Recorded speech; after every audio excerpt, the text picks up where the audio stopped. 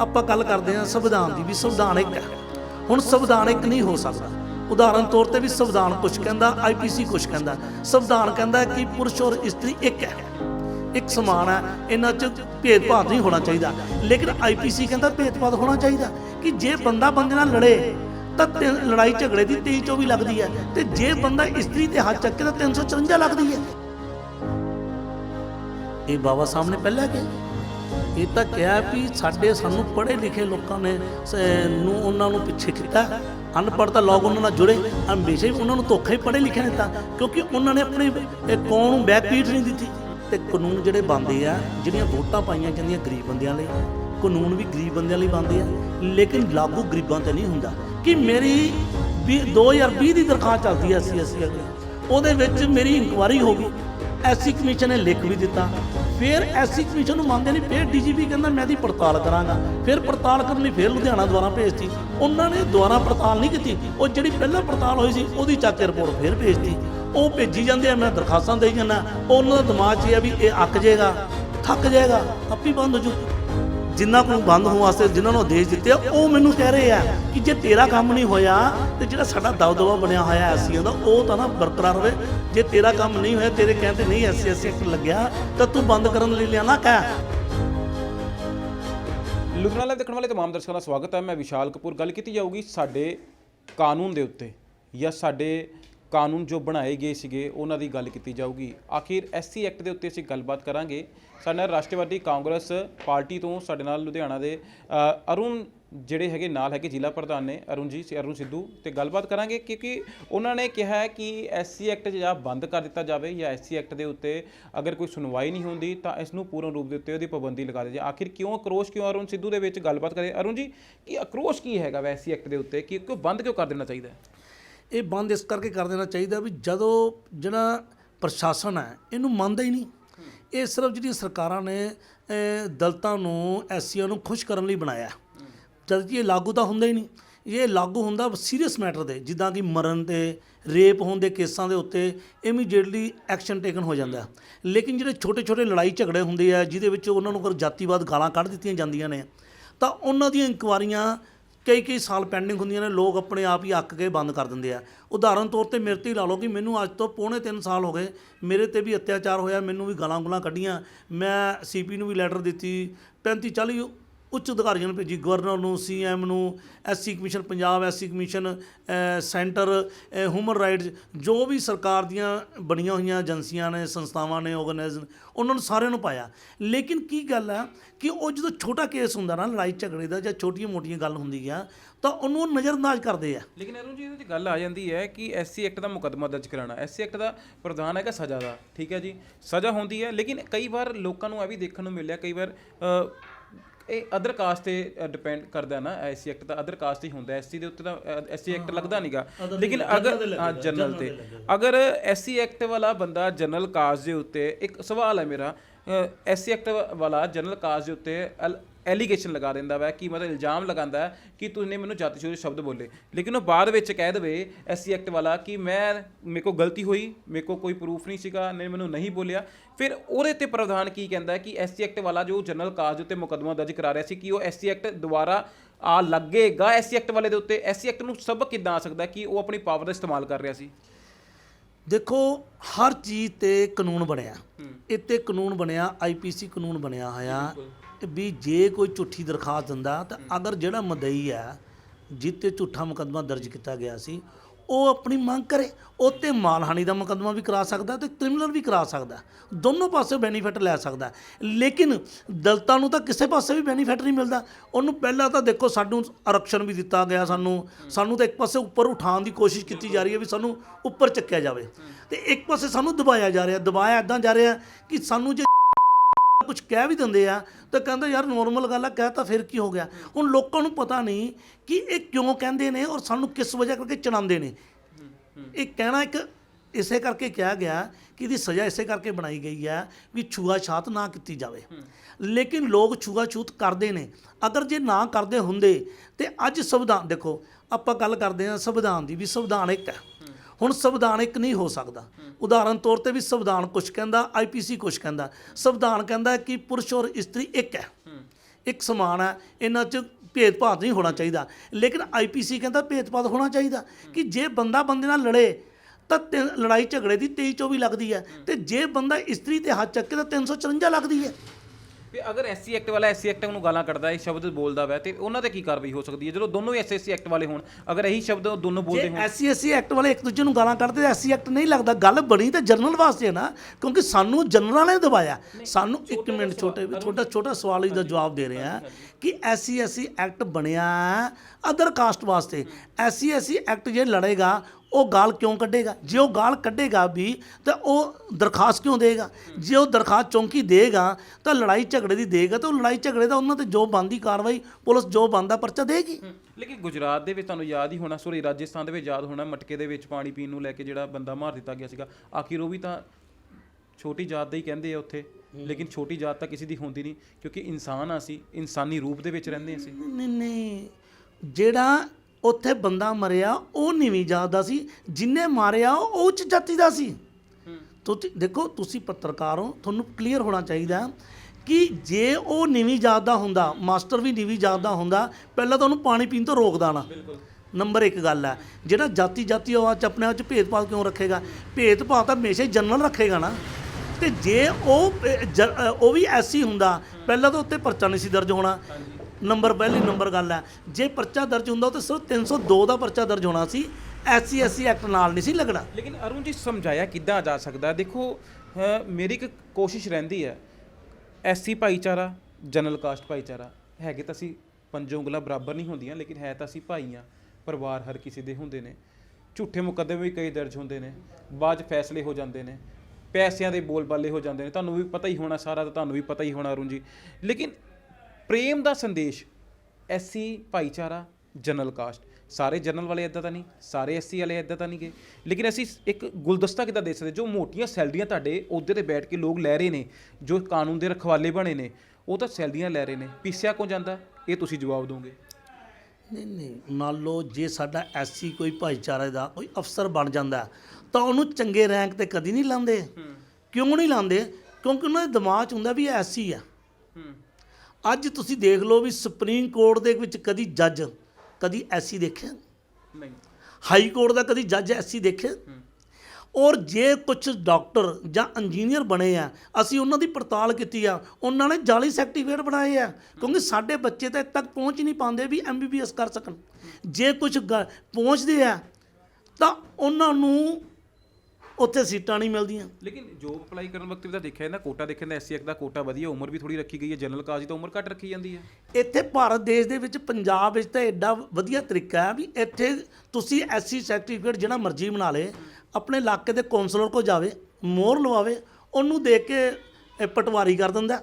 ਪਟਵਾਰੀ ਤੇ ਦੋਨਾਂ ਦੀ ਮੋਹਰ ਨੂੰ ਦੇਖ ਕੇ ਤੁਸੀਂ ਸੁਵਿਧਾ ਸੈਂਟਰ ਜਮ੍ਹਾਂ ਕਰਾਓ, 50 ਰੁਪਏ ਫੀਸ ਕਰਾਓ, ਤੁਹਾਨੂੰ ਐਸਸੀ ਸਰਟੀਫਿਕੇਟ ਮਿਲ ਜਾਂਦਾ। ਮਤਲਬ ਪੰਜਾਬ ਦੇ ਵਿੱਚ ਆ ਕਾਲਾਬਾਜ਼ਾਰੀ ਚੱਲ ਰਹੀ ਹੈ। ਕਾਲਾ ਵੀ ਸ਼ਰੇਆਮ ਚੱਲ ਰਹੀ। ਮੈਂ RTI 'ਚ ਪਾਏ ਹੋਏ ਆ, ਮੇਰੇ ਇਲਾਕੇ ਦੇ ਵਿੱਚ ਮੈਂ ਕਈਆਂ ਦੀ ਕਢਾਈ ਹੋਈ ਹੈ RTI। ਇਹਦੇ ਵਿੱਚ ਤਾਂ ਸਾਡੇ ਲੋਕਾਂ ਦੇ ਨਾਂ 'ਤੇ ਤਾਂ ਸਿਰਫ ਇੱਕ ਗੋਰਖ ਧੰਦਾ ਚੱਲ ਰਿਹਾ। ਐਸਸੀਆਂ ਨੂੰ ਤਾਂ ਐਸਸੀਆਂ ਵੱਲੋਂ ਵੀ ਦਬਾਇਆ ਜਾਂਦਾ।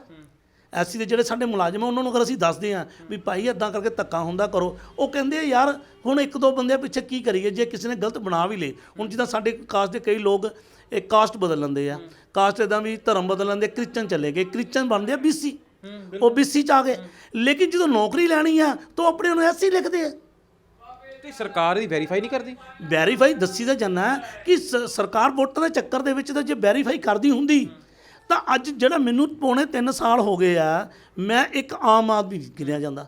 ਮੈਂ ਇੱਕ ਪੱਤਰਕਾਰ ਵੀ ਰਿਹਾ, ਪਹਿਲਾਂ ਮੇਰੀ ਆਪਣੀ ਅਖਬਾਰ ਨਿਕਲਦੀ ਰਹੀ ਦਲਿਤ ਸਮਾਜ ਦੀ ਆਵਾਜ਼, ਫਿਰ ਮੈਂ ਗੋਲਡ ਮੈਡਲਿਸਟ ਰਿਹਾ ਵਾਸਤੂ ਸ਼ਾਸਤਰ ਚਾਰਿਆ ਦਾ, ਔਰ ਜ਼ਿਲ੍ਹਾ ਪ੍ਰਧਾਨ ਔਰ ਗ੍ਰੈਜੂਏਸ਼ਨ ਕਮੇਟੀ ਮੈਂਬਰ ਹੈ। ਜੇ ਇੱਥੋਂ ਹਿਸਾਬ ਲਾ ਲਓ ਕਿ ਮੈਂ ਐਸੀ ਹੋਣ ਕਰਕੇ ਮੇਰੇ ਨਾਲ ਅਤਿਆਚਾਰ ਹੋਇਆ, ਇੰਨਾ ਕੁਝ ਹੋਣ ਤੋਂ ਬਾਵਜੂਦ ਮੈਨੂੰ ਇਨਸਾਫ ਨਹੀਂ ਮਿਲਿਆ, ਤੇ ਆਮ ਬੰਦੇ ਨੂੰ ਕਿੱਥੋਂ ਮਿਲਦਾ ਹੋਊਗਾ। ਹੁਸ਼ਿਆਰਪੁਰ ਦੇ ਵਿੱਚ ਇੱਕ ਲੜਕੀ ਨਾਲ ਵਾਪਰਿਆ ਸੀ ਕਾਂਡ, ਯਾਦ ਹੋਣਾ, ਵਿਚਾਰੀ ਕੀ ਕਰਨ ਗਈ ਸੀਗੀ, ਸ਼ੋਚ ਕਰਨ ਗਈ ਸੀ। ਅੱਛਾ ਹਾਂ, ਉਹਦਾ ਸੁਣ ਲਓ, ਉਹ ਵੀ ਮਰ ਗਈ ਤਾਂ, ਜੇ ਉਹ ਨਾ ਮਰਦੀ। ਹੁਣ ਦੇਖੋ SC ਐਕਟ ਮੈਂ ਤੁਹਾਨੂੰ ਪਹਿਲਾਂ ਸਟਾਰਟਿੰਗ 'ਚ ਕਿਹਾ ਵੀ SC ਐਕਟ ਉੱਥੇ ਲੱਗਦਾ ਜਦੋਂ ਕੋਈ ਮਰ ਜਾਂਦਾ ਜਾਂ ਰੇਪ ਹੋ ਜਾਂਦਾ। ਉਹਦਾ ਵੀ ਕੁੜੀ ਦਾ ਰੋਲਾ ਪੈ ਗਿਆ, ਉਹ ਕੁੜੀ ਨੇ ਜ਼ਹਿਰ ਨਿਗਲ ਲਈ ਤੇ ਉਹ ਮਰ ਗਈ। ਜਦੋਂ ਮਰ ਗਈ ਪਹਿਲਾਂ ਉਹਦੇ ਘਰ ਦੇ ਉੱਥੇ ਤੇ ਮੈਂ DSP ਨੂੰ ਮਿਲਿਆ ਸੀ, DSP ਨੇ ਕਿਹਾ ਵੀ ਇਹ ਤਾਂ ਪਹਿਲਾਂ ਸਾਨੂੰ ਕੋਈ ਰਿਪੋਰਟ ਲਿਖਾਉਣ ਨਹੀਂ ਆਏ। ਉਹ ਤਾਂ ਜਦੋਂ ਕੁੜੀ ਨੇ ਜ਼ਹਿਰ ਖਾ ਲਈ ਜ਼ਹਿਰ ਖਾਲੀ ਖਾਣ ਤੋਂ ਬਾਅਦ ਉਹਨਾਂ ਨੇ ਦੱਸਿਆ ਵੀ ਸਾਡੀ ਕੁੜੀ ਨਾਲ ਰੇਪ ਵੀ ਹੋਇਆ। ਜੇ ਉਹ ਜ਼ਹਿਰ ਖਾ ਕੇ ਲੋਕਾਂ ਨੂੰ ਨਾ ਪਤਾ ਚੱਲਦਾ ਤੇ ਉਹ ਸੰਸਕਾਰ ਕਰ ਦਿੰਦੇ ਤੇ ਗੱਲ ਗਰੀਬ ਲੋਕ ਤਾਂ ਦਬਾ ਲੈਂਦੇ ਆ। ਉਹ ਲੋਕਾਂ ਨੂੰ ਤਾਂ ਸਾਡੇ ਲੋਕਾਂ ਨੂੰ ਹਾਲ ਤੱਕ ਤਾਂ SC ਐਕਟ ਦੀ ਵੇਅਰ ਹੀ ਨਹੀਂ ਹੈਗੀ। ਲੇਕਿਨ ਅਰੁਣ ਸਿੱਧੂ ਸਾਹਿਬ, ਮੈਂ ਤੁਹਾਨੂੰ ਇੱਕ ਸਵਾਲ ਪੁੱਛਦਾ, ਛੋਟਾ ਜਿਹਾ ਸਵਾਲ ਹੈ, ਉਹ ਕੁਰਸੀਆਂ ਤੇ ਬੈਠੇ ਲੋਕਾਂ ਨਾਲ ਕਿ ਸਮਾਜ ਦੇ ਵਿੱਚ ਰਹਿ ਕੇ ਸਮਾਜ ਦੇ ਆਪਣੇ ਭਾਈਚਾਰੇ ਵਾਸਤੇ ਕਿਉਂ ਨਹੀਂ ਕੁਝ ਐਸਾ ਕਰਦੇ ਕਿ ਸਮਾਜ ਦਾ ਭਾਈਚਾਰਾ ਅੱਗੇ ਵਧ ਸਕੇ? ਉਹਦਾ ਕਾਰਨ ਇਹ ਬਾਬਾ ਸਾਹਿਬ ਨੇ ਪਹਿਲਾਂ ਕਿਹਾ, ਇਹ ਤਾਂ ਕਿਹਾ ਵੀ ਸਾਨੂੰ ਪੜ੍ਹੇ ਲਿਖੇ ਲੋਕਾਂ ਨੇ ਉਹਨਾਂ ਨੂੰ ਪਿੱਛੇ ਕੀਤਾ, ਅਨਪੜ੍ਹ ਤਾਂ ਲੋਕ ਉਹਨਾਂ ਨਾਲ ਜੁੜੇ, ਹਮੇਸ਼ਾ ਹੀ ਉਹਨਾਂ ਨੂੰ ਧੋਖਾ ਹੀ ਪੜ੍ਹੇ ਲਿਖਿਆ ਨੇ ਤਾਂ, ਕਿਉਂਕਿ ਉਹਨਾਂ ਨੇ ਆਪਣੀ ਕੌਮ ਨੂੰ ਬੈਕ ਫੀਡ ਨਹੀਂ ਦਿੱਤੀ। ਅਗਰ ਉਹ ਬੈਕ ਫੀਡ ਦਿੰਦੇ ਉਹਨਾਂ ਨੂੰ ਤੇ ਅੱਜ ਸਾਡੇ ਦੇਸ਼ ਦੇ ਵਿੱਚ SC ਖਤਮ ਹੋ ਜਾਣਾ ਸੀ।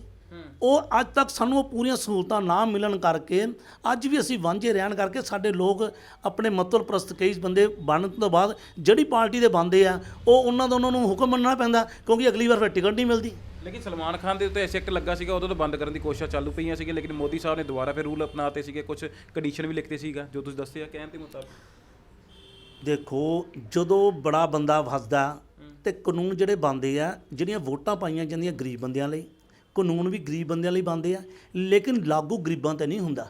ਜਦੋਂ ਸਲਮਾਨ ਖਾਨ ਤੇ ਗੱਲ ਆਈ, ਜਿੱਦਾਂ ਕਿ ਮੰਨ ਲਓ ਕਾਰਾ ਹਿਰਨ ਤੇ ਉਹਦੇ ਇੱਕ ਡਾਂਸ ਦੇ ਪ੍ਰੋਗਰਾਮ 'ਚ ਉਹਨਾਂ ਨੇ ਭੰਗੀ ਲਫ਼ਜ਼ ਵਰਤਦਾ ਸੀ ਤੇ ਉੱਤੇ SC ਐਕਟ ਲਾਉਣ ਦਾ ਰੌਲਾ ਪਿਆ। ਜਦੋਂ SC ਐਕਟ ਦਾ ਰੌਲਾ ਪਿਆ ਤਾਂ ਉਹ ਇੱਕ ਐਕਟਰ ਸੀ, ਅਮੀਰ ਸੀ, ਉੱਤੇ ਲਾਗੂ ਨਹੀਂ ਹੋਇਆ। ਕਿਉਂ ਨਹੀਂ ਹੋਇਆ? ਕਿਉਂਕਿ ਪ੍ਰਭਾਵਸ਼ਾਲੀ ਸੀ। ਅੱਜ ਵੀ ਦੇਸ਼ ਦੇ ਵਿੱਚ ਜਿੰਨੇ ਵੀ ਜੇਲ੍ਹਾਂ ਨੂੰ ਚੈੱਕ ਕਰ ਲਓ, ਜੇਲ੍ਹਾਂ ਵਿੱਚ ਜਿੰਨੇ ਬੰਦੇ ਬੈਠੇ ਆ, ਜਾਂ ਤਾਂ ਬਹੁਤ ਗਰੀਬ ਬੈਠੇ ਜਿਨ੍ਹਾਂ ਦੀ ਜ਼ਮਾਨਤਾਂ ਨਹੀਂ ਹੁੰਦੀਆਂ, ਜਾਂ ਜਿਨ੍ਹਾਂ ਨੇ ਬਹੁਤ ਵੱਡੇ ਕ੍ਰਿਮੀਨਲ ਕੀਤੇ ਹੋਏ ਆ ਉਹ ਬੈਠੇ ਆ। ਮਿਡਲ ਕਲਾਸ ਦਾ ਤੇ ਅਮੀਰ ਆਦਮੀ ਨਹੀਂ ਬੈਠਾ। ਹੁਣ ਸਲਮਾਨ ਖਾਨ ਦੀ ਗੱਲ ਸੁਣ ਲਓ, ਸਲਮਾਨ ਖਾਨ ਦੀ ਜਦੋਂ ਹੋਈ ਸੀ ਤੇ ਉਹ ਜੇਲ੍ਹ 'ਚ ਕਾਲੇ ਹਿਰਨ ਦੇ ਵਿੱਚ ਗਿਆ ਤਾਂ ਉਹਨੇ ਕਈ ਜੇਲ੍ਹਾਂ ਦੇ ਵਿੱਚ ਕਈ ਜੁਰਮਾਨਿਆਂ ਤੋਂ ਬੈਠੇ ਸੀ, ਉਹਨਾਂ ਨੇ ਆਪਣੇ ਕੋਲ ਭਰੇ। ਤੇ ਸਰਕਾਰ ਨੂੰ ਇਹ ਪੈ ਗਿਆ ਵੀ ਕਦੇ ਸਾਰੇ ਜੇ ਜੇਲ੍ਹਾਂ ਖਾਲੀਆਂ ਹੋ ਗਈਆਂ ਤਾਂ ਉਹਨਾਂ ਨੂੰ ਨੌਕਰੀਆਂ ਦਾ ਖਤਰਾ ਪੈ ਗਿਆ।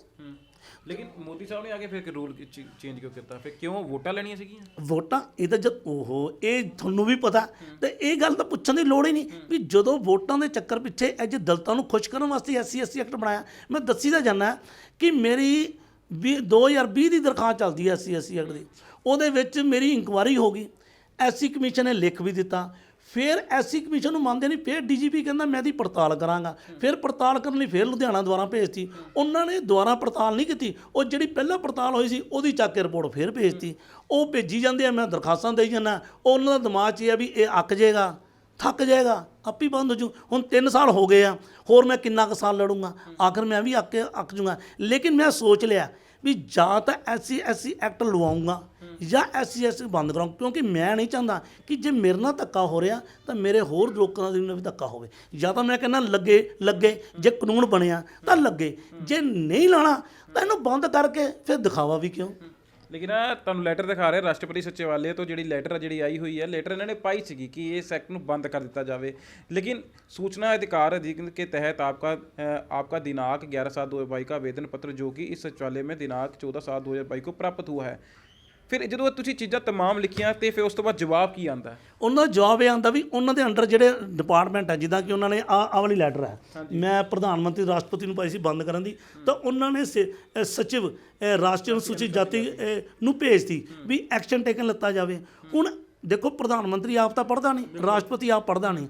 ਹੁਣ ਪ੍ਰਸ਼ਾਸਨ ਤੇ ਜਾਣਕਾਰ ਹੋ ਗਈ ਹੈ, ਉਹਨਾਂ ਨੂੰ ਪਤਾ ਵੀ ਇਹ ਤਾਂ ਮਾਰਕ ਹੋ ਕੇ ਆਉਂਦੀਆਂ ਨੇ, ਪਈਆਂ ਰਹਿੰਦੀਆਂ ਨੇ। ਹੁਣ ਆਹ ਮਾਰਕ ਹੋਈ ਹੈ 21/7/2022 ਦੀ ਹੋਈ ਹੈ, ਅੱਜ 12ਵਾਂ ਮਹੀਨਾ ਚੱਲ ਰਿਹਾ, ਹਾਲੇ ਤੱਕ ਤਾਂ ਕੋਈ ਐਕਸ਼ਨ ਨਹੀਂ ਹੋਇਆ। ਇੱਦਾਂ ਮਤਲਬ ਪ੍ਰਧਾਨ ਮੰਤਰੀ ਤਾਂ ਫਿਰ ਵੀ ਚੱਲਦੀ ਹੈ, ਰਾਸ਼ਟਰਪਤੀ ਤਾਂ ਲੋਕੀ ਆਪਣੇ ਮੂੰਹੋਂ ਕਹਿੰਦੇ ਕਿ ਰਬੜ ਦੀ ਮੋਹਰ ਹੈ।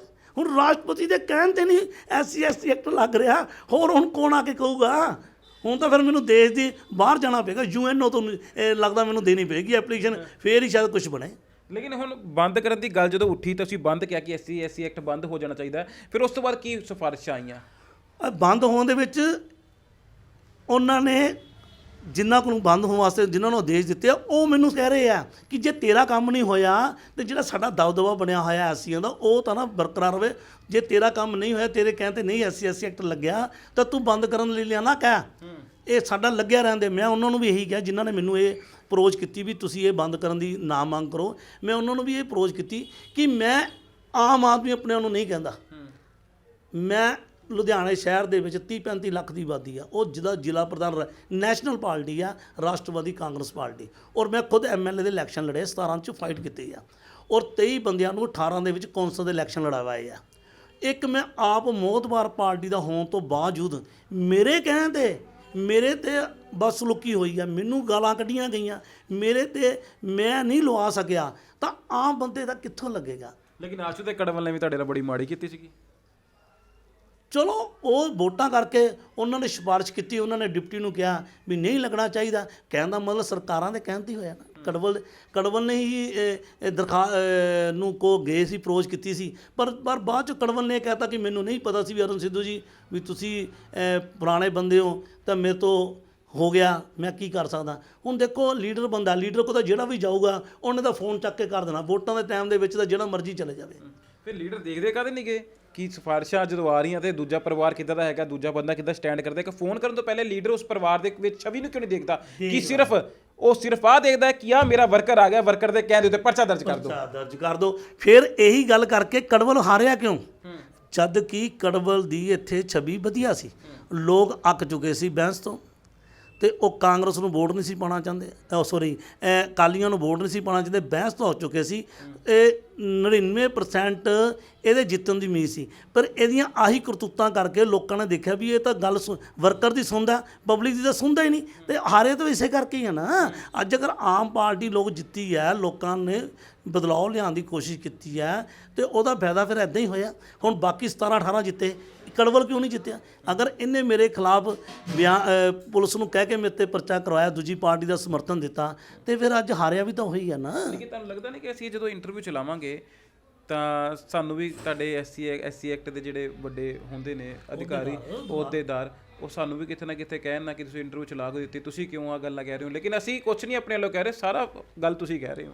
ਹਾਂ ਮੈਂ ਤਾਂ ਕਹਿ ਰਿਹਾ, ਮੇਰੇ ਕੋਲ ਤਾਂ ਪ੍ਰਮਾਣਿਕ ਸਬੂਤ ਹੈ ਨਾ, ਮੈਂ ਵੀ ਆਪਣੇ ਵੱਲੋਂ ਨਹੀਂ ਕਹਿ ਰਿਹਾ। ਮੈਂ ਲੈਟਰਾਂ ਪਾਈਆਂ, ਮੈਨੂੰ ਲੈਟਰਾਂ ਦੇ ਜਵਾਬ ਆਏ ਆ, ਮੇਰੇ ਕੋਲ ਲਿਖਤੀ ਸਬੂਤ ਆ, ਮੇਰੇ ਕੋਲ ਫੈਕਸ ਕੀਤੀਆਂ ਹੋਈਆਂ, ਰਜਿਸਟਰੀਆਂ ਕੀਤੀਆਂ ਹੋਈਆਂ, ਜਿਹੜੀਆਂ ਮੈਂ ਚਿੱਠੀਆਂ ਪਾਈਆਂ ਜਿਹਦਾ ਮੈਨੂੰ ਜਵਾਬ ਆਇਆ, ਮੇਰੇ ਕੋਲ ਤਾਂ ਐਡੀ ਮੋਟੀ ਜਿਹੜੀ ਫਾਈਲ ਪਈ ਆ, ਇਹ ਸਾਰੇ ਮੈਂ ਆਪਣੇ ਮੂੰਹੋਂ ਕਹਿ ਰਿਹਾ ਵੀ 30 ਤੋਂ 35 ਤੋਂ 40 ਤੱਕ ਮੈਂ ਦਰਖਾਸਤਾਂ ਦਿੱਤੀਆਂ ਉੱਚ ਅਧਿਕਾਰੀਆਂ ਨੂੰ, CP ਤੋਂ ਲੈ ਕੇ DGP ਤੋਂ ਲੈ ਕੇ CM ਤੋਂ ਲੈ ਕੇ ਗਵਰਨਰ ਤੋਂ ਲੈ ਕੇ ਰਾਸ਼ਟਰਪਤੀ ਤੱਕ, ਸਾਰਿਆਂ ਨੂੰ ਜਿੱਥੇ ਤੱਕ ਮੈਨੂੰ ਜਿੰਨੀ ਕਿ ਮੈਨੂੰ ਨੌਲੇਜ ਸੀ, ਜਿੰਨੇ ਕਿ ਮੈਂ ਜਾਣਕਾਰ ਕਰਦਾ ਸੀ, ਉਹਨਾਂ ਸਾਰਿਆਂ ਨੂੰ ਪਾਈਆਂ, ਤੇ ਪਰ ਪਾਉਣ ਦੇ ਵਿੱਚ ਪਰ ਮੈਨੂੰ ਕੋਈ ਬੈਨੀਫਿਟ ਨਹੀਂ ਹੈ। ਮੇਰੇ ਕੋਲ ਤਾਂ ਪ੍ਰੂਫ ਹੈ। ਮੈਨੂੰ ਅਗਰ ਤੁਹਾਨੂੰ ਕਹਿੰਦੇ ਆ ਵੀ ਤੁਸੀਂ ਇਹ ਕਿਉਂ ਚਲਾਈ ਆ, ਤਾਂ ਮੈਂ ਤਾਂ ਕਹਿ ਸਕਦਾ ਵੀ ਭਾਈ ਮੈਂ ਕੋਈ ਝੂਠ ਕਹਿ ਰਿਹਾ ਤਾਂ ਦੱਸੋ, ਜੇ ਮੈਂ ਝੂਠ ਕਹਿ ਰਿਹਾ ਤਾਂ ਜੋ ਝੂਠ ਕਹਿਣ ਤੇ ਜੋ ਮੇਰੇ 'ਤੇ ਬਣਦੀ ਕਾਰਵਾਈ ਕੀਤੀ ਜਾਵੇ।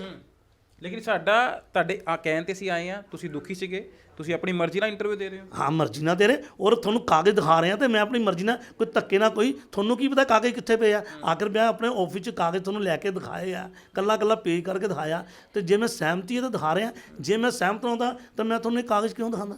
ਸਮਾਜ ਲਈ ਕਿਸ ਤਰ੍ਹਾਂ ਆਵਾਜ਼ ਚੱਕੋਗੇ? ਸਮਾਜ ਲਈ ਤਾਂ ਮੈਂ ਤਾਂ ਹੀ ਆਵਾਜ਼ ਚੱਕਾਂ ਨਾ, ਜੇ ਮੈਨੂੰ ਅਧਿਕਾਰ ਮਿਲੇ। ਸਮਾਜ ਨੂੰ ਤਾਂ ਮੈਂ ਆਪ ਇਹ ਕਹਿ ਰਿਹਾ ਵੀ ਭਾਈ ਤੁਸੀਂ ਮੇਰਾ ਸੰਯੋਗ ਦੇ ਕੇ ਇਹ ਐਕਟ ਨੂੰ ਬੰਦ ਕਰੋ। ਜੇ ਐਕਟ ਲੱਗਦਾ ਹੀ ਨਹੀਂ ਪਿਆ ਤਾਂ ਫਿਰ ਤੁਸੀਂ ਕਿਉਂ ਸਰਕਾਰਾਂ ਦੇ ਮਗਰ ਲੱਗਦੇ ਪਏ ਹੋ? ਹੁਣ ਦੇਖੋ SC ਕਮਿਸ਼ਨ ਲਾਤਾ, ਪੁੰਨੀਆ ਜੀ ਇੱਕ ਵਾਰੀ ਹੁੰਦੇ ਸੀ, ਉਹਨਾਂ ਨੂੰ ਕੇਰਲਾ ਦਾ ਪਤਾ ਨਹੀਂ ਕਿਹੜਾ ਮੰਦਿਰ ਸੀ, ਜੁਫਰ ਮੰਦਿਰ, ਮੇਰੇ ਕੋਲ ਅਖਬਾਰ ਜੀ ਕੱਢੀ ਪਈ ਆ, ਉੱਥੇ ਦੇ ਬ੍ਰਾਹਮਣ ਨੂੰ ਵੜਨ ਨਹੀਂ ਦਿੱਤਾ। ਤਾਂ ਮੈਂ ਉਹਨਾਂ ਨੂੰ ਫੋਨ ਕੀਤਾ, ਪੁੰਨੀਆ ਜੀ ਨੂੰ, ਮੈਂ ਕਿਹਾ ਤੁਸੀਂ SC ਕਮਿਸ਼ਨ ਦੇ ਚੇਅਰਮੈਨ ਹੋ, ਤੁਹਾਡੇ ਬਾਰੇ ਆਵਾਜ਼ ਚੱਕਿਆ ਜਾਏ। ਉਹ ਕਹਿੰਦਾ ਰਹਿਣ ਦਿਓ ਯਾਰ, ਮੇਰੀ ਬਦਨਾਮੀ ਹੋਊਗੀ, ਜੇ ਨਹੀਂ ਉਹਨਾਂ ਨੇ ਮੈਨੂੰ ਵੜਨ ਦਿੱਤਾ ਤਾਂ ਕੀ ਆ।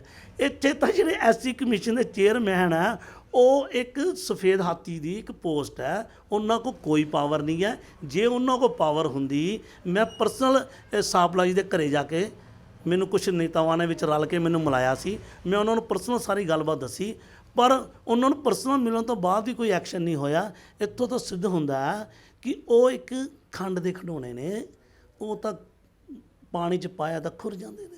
ਜੀ ਬਿਲਕੁਲ, ਅਰੁਣ ਸਿੱਧੂ ਸਾਡੇ ਨਾਲ ਮੌਜੂਦ ਸੀ, ਜੋ ਉਹਨਾਂ ਨੇ ਦੱਸਿਆ ਹੈ ਕਿ ਮੈਂ ਬਿਆਨ ਜਿਹੜੇ ਨੇ ਆਪਣੀ ਮਰਜ਼ੀ ਨਾਲ ਦਿੱਤੇ ਨੇ, ਕਿਉਂਕਿ ਮੈਂ ਖਫਾ ਹੋ ਗਿਆ ਮੈਂ ਇਸ ਐਕਟ ਤੋਂ ਕਿ ਐਕਟ ਨੇ ਜੈਦ ਮੈਂ ਜਦੋਂ ਕਾਰਵਾਈ ਦੀ ਇੱਕ ਲੈਟਰ ਭੇਜੀ ਤਾਂ ਉਸ ਤੋਂ ਬਾਅਦ ਕਾਰਵਾਈ ਨਹੀਂ ਹੋਈ। ਲੇਕਿਨ ਤਮਾਮ ਉਹ ਪ੍ਰੂਫ ਜੋ ਉਹਨਾਂ ਨੇ ਸਾਨੂੰ ਅਵੇਲੇਬਲ ਕਰਾਏ ਨੇ, ਜੋ ਸਾਨੂੰ ਦਿੱਤੇ ਨੇ ਇਹਨਾਂ ਨੇ, ਉਹ ਪ੍ਰੂਫ ਵੀ ਸਾਡੇ ਕੋਲ ਹੈਗੇ ਨੇ। ਲੇਕਿਨ ਗੱਲ ਕੀਤੀ ਜਾਵੇ ਇਨਸਾਨੀਅਤ ਦੀ, ਤਾਂ ਅਸੀਂ ਸਭ ਤੋਂ ਪਹਿਲੇ, ਮੈਨੂੰ ਮਾਫ ਜ਼ਰੂਰ ਕਰਿਓ ਕਿ ਸਭ ਤੋਂ ਪਹਿਲੇ ਅਸੀਂ ਇਨਸਾਨ ਹਾਂ।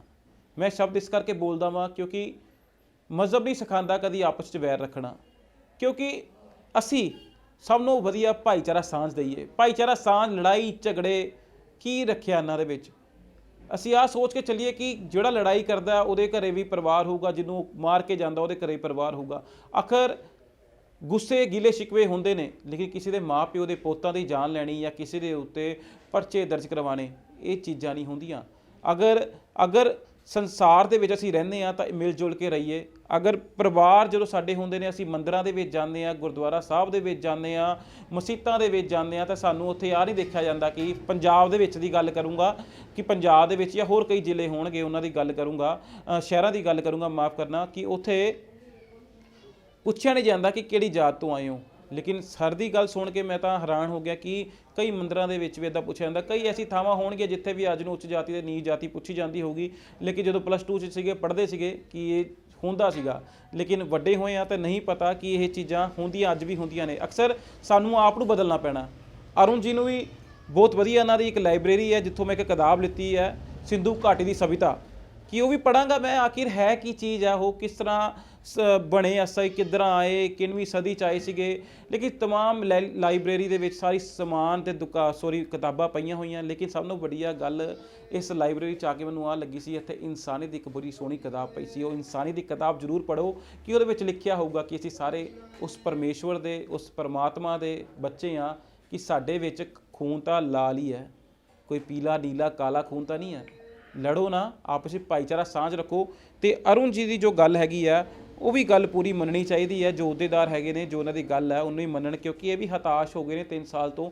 ਆਖਿਰ ਥੱਕ ਕੇ, ਹਾਰ ਕੇ, ਬੇਬਸ ਹੋ ਕੇ ਇਹਨਾਂ ਨੇ ਸਾਨੂੰ ਬੁਲਾਇਆ ਤੇ ਆਪਣਾ ਵਿਚਾਰ ਸਾਡੇ ਨਾਲ ਸਾਂਝੇ ਕੀਤੇ। ਹੁਣ ਦੇਖਦੇ ਹਾਂ ਕਿ ਜੋ ਆਕਾ ਬੈਠੇ ਹੋਣਗੇ ਤੇ ਕੀ ਕਾਰਵਾਈ ਕਰਦੇ ਨੇ। ਲੁਧਿਆਣਾ ਤੋਂ ਕੈਮਰਾਮੈਨ ਹਨੀ ਦੇ ਨਾਲ ਮੈਂ ਵਿਸ਼ਾਲ ਕਪੂਰ, ਲੁਧਿਆਣਾ ਲਾਈਵ।